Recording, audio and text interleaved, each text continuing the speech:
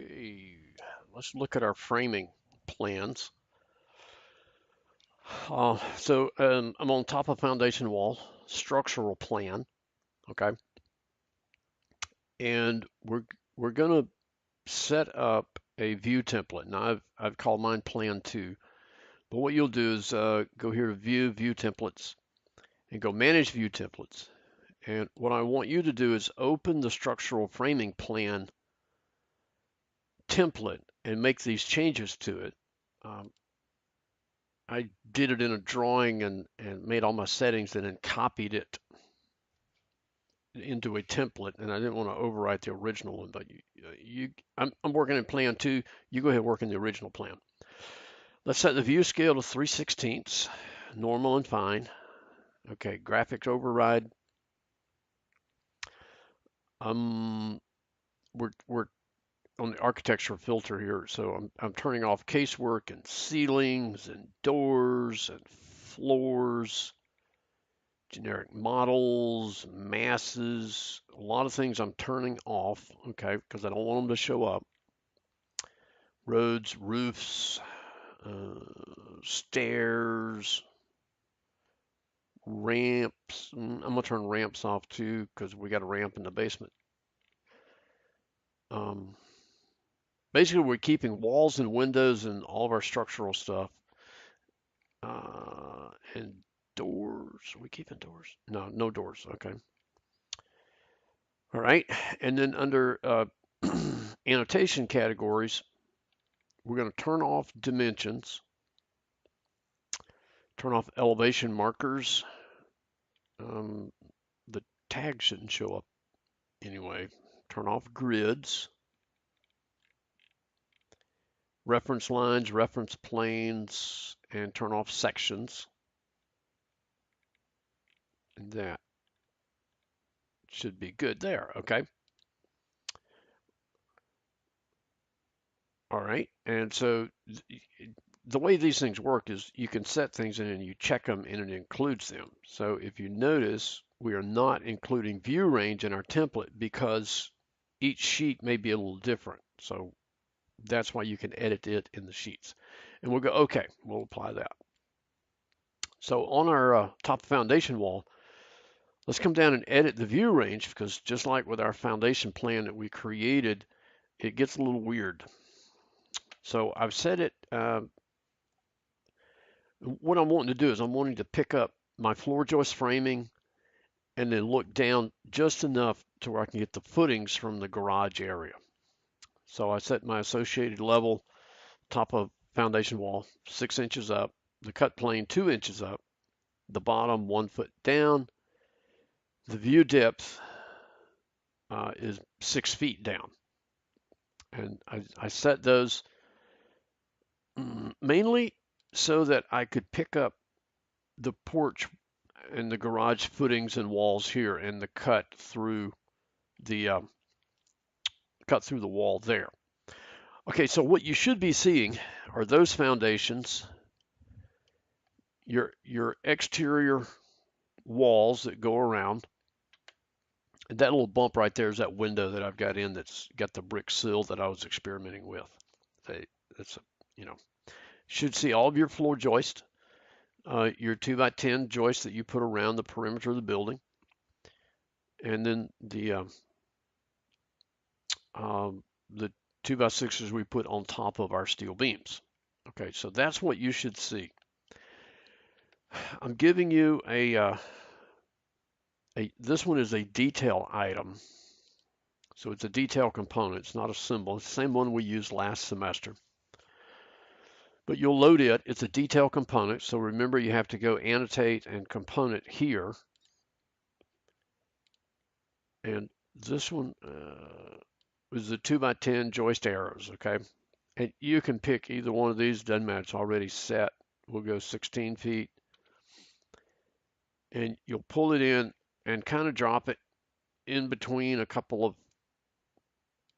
floor joists.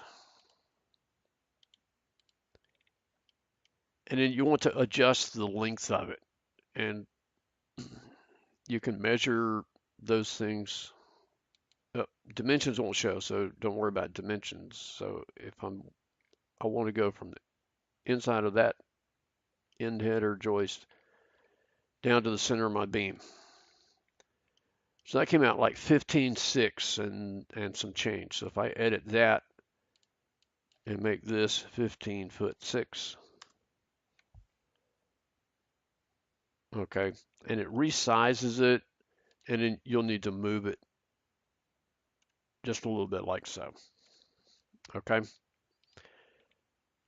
All right, so what we're going to do is instead of putting those floor joist notes and truss notes in our architectural drawings, we're going to do them in framing plans since we created framing plans. So you will need them pretty much everywhere in the drawings that it shows them. And so these are all pretty consistent across. So I've got a row of them across here. And then wherever we have doubled 2x10s, I just did a text note at 330 seconds. Okay. So just do a text note and lay it on top of it or close to it. Actually, probably shouldn't cover the double, but cover one of the others.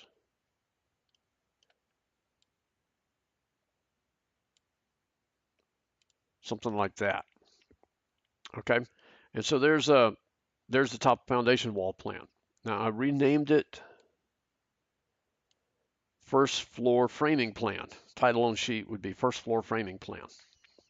Okay. Now let's go to my first ceiling structural plan level and apply the view template to it over here. My view range is kind of similar. Associated level, 2 feet up, 6 inches up, down 6 feet, down 6 feet. That shows me the things that I need and that I want. Okay.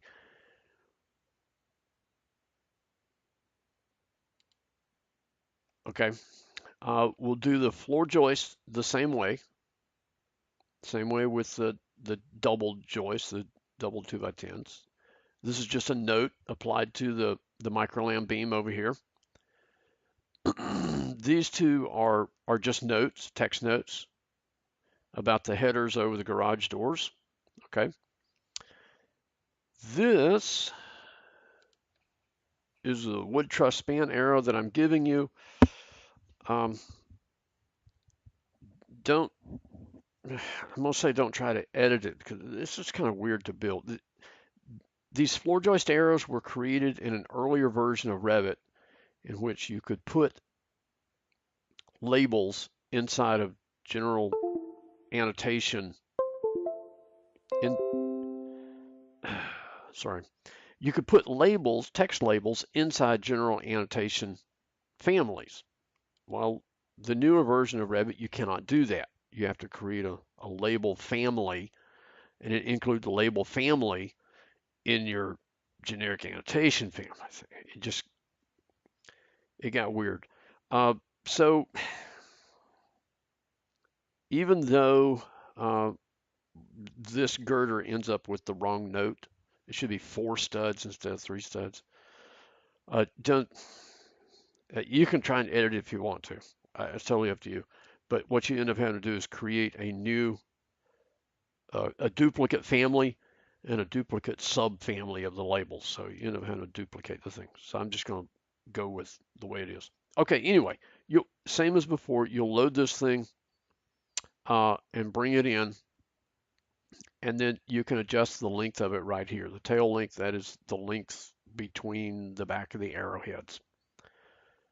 Okay, so you drop it in place, measure it, set the length so that it spans across there. There is also one for the girder trusses. There's no arrowheads on it because the girder truss shows the actual location of the truss, whereas, whereas these, like the floor joist notes, show the direction that the truss is going in. So in this part of the garage, the truss bears on this wall, spans across and bears on this wall. Okay, and so we'll put those in. These were just text notes with leaders. Okay, text note with a leader there. And so that would be the first ceiling framing plan.